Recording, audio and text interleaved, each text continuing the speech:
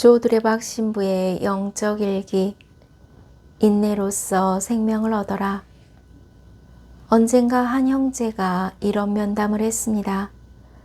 어떤 형제가 자기에 대해 엉뚱한 이야기와 험담을 하고 다닌다는 이야기를 듣고 너무나 화가 나고 용서가 안 되더랍니다.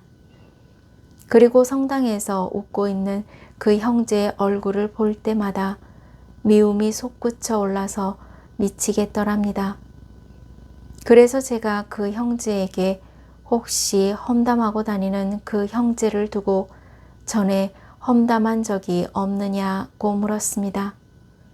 형제는 곰곰이 생각하더니 자기가 한동안 어떤 모임에서든지 그 형제에 대해 안 좋은 이야기를 한 적이 있더랍니다. 그래서 제가 형제에게 말했습니다. 형제가 먼저 그 형제에 대해 안 좋은 이야기를 했기 때문에 그 안 좋은 이야기가 험담이 되어서 형제에게 돌아온 것입니다. 그러니 이제는 더 그 형제를 미워하거나 험담 때문에 속상해하지 마십시오. 이럴 때 외치는 소리가 있습니다. 우리 이걸로 퉁치자, 퉁치자, 퉁치자. 퉁치자라는 말은 맞바꾸자, 똑같다 라는 의미입니다.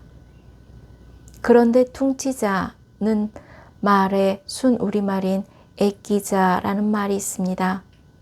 즉 서로 주고받은 물건이나 일 따위를 비겨 없앤다 라는 순우리말 뜻입니다. 오늘 복음을 보면 예수님께서 이렇게 말씀하셨습니다. 너희는 내 이름 때문에 모든 사람에게 미움을 받을 것이다. 그러나 너희는 머리카락 하나도 잃지 않을 것이다. 너희는 인내로써 생명을 얻어라.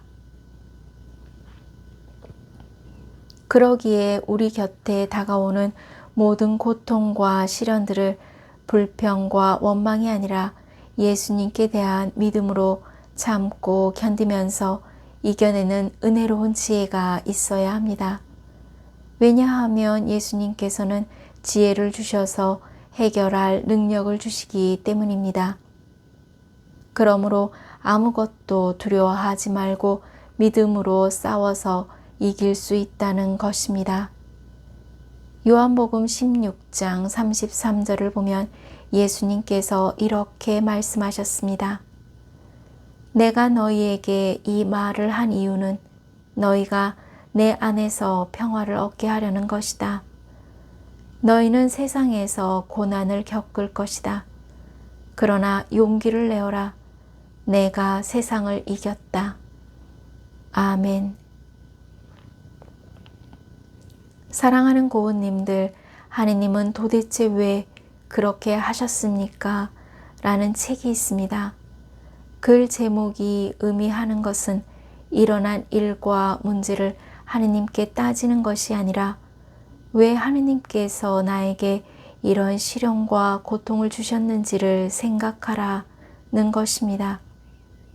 그래서 저는 이 말씀을 나에게 일어난 일과 문제가 때론 너무나 힘들게 하고 슬프게 하지만 정신을 차리고 하느님 뜻과 섭리를 알아차려야 한다라는 것으로 묵상했습니다.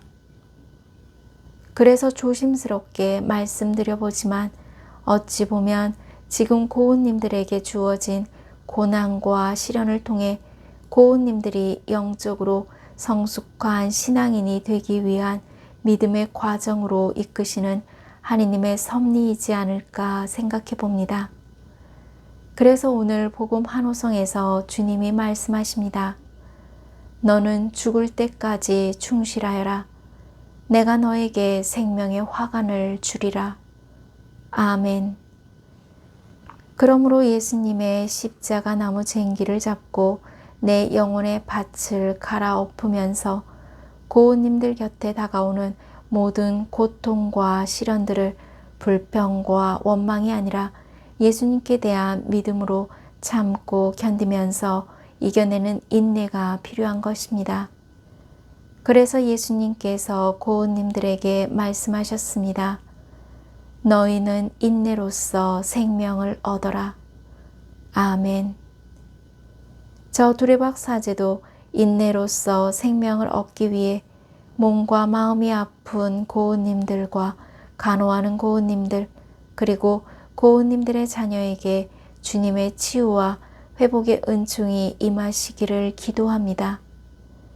영적 일기를 마무리하면서 참고 인내하는 믿음으로 고은님들에게 주어진 일과 문제들을 통해 찾아낸 하느님의 섭리로 고은님들이 바라는 모든 것을 주님의 뜻대로 이루고 또한 고은님들의 몸과 마음을 치유하고 회복하는 은총이 임하시기를 주님의 이름으로 강복합니다. 아멘.